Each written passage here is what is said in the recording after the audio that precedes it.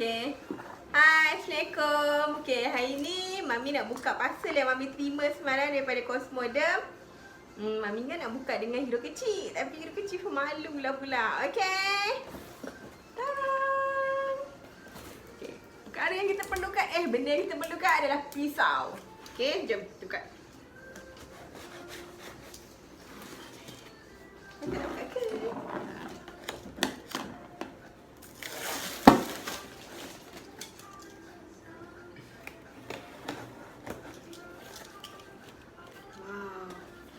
Dia ada tulis sini, especially for you, to health and beauty skin together.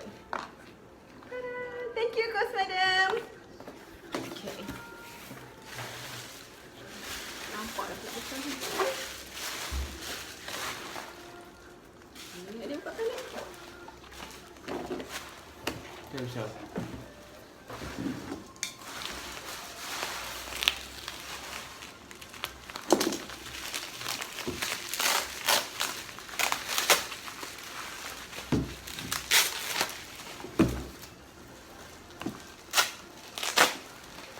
Atas phone Mami ni.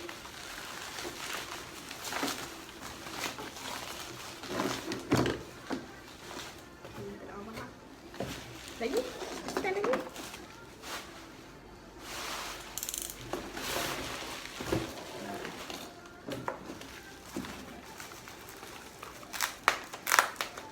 Saya nak tanya dekat kamera apa yang kita dapat.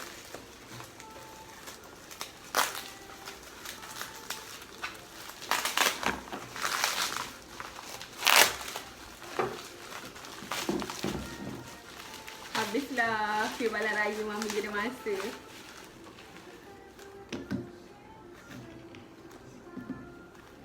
Okay, jeng jeng jeng. Okay, jom kita perkenalkan barang-barang yang kita terima untuk hari ini. Tengok apa? Tu, Sat. Oh, tak perasan. Okay, yang pertama adalah tea tree oil shower gel daripada Cosmoderm. Nampak tak? Nampak tak? Ha, gitu. Okay. Yang ini tea tree oil. Ini apa lah? Ini apa lah? Oil control serum. Dan yang ni, that one. Kulit berminyak.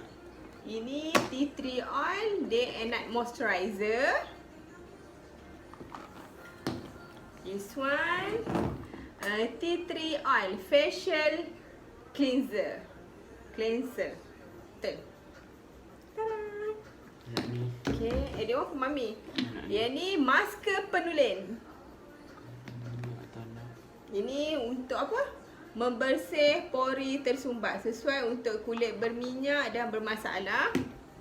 Okey, ini toning lotion penulin. Ha, gitu. Okey. Yang ini tea tree oil anti blemish express. Goodbye pimples and blackhead. Tada! Okey. Yang ini, yang ini sama. Yang ni express punya. Yang ini gentle punya. See? Korang boleh cuba produk-produk daripada Cosmoderm ni. Okay, selamat mencuba. Bye. Assalamualaikum.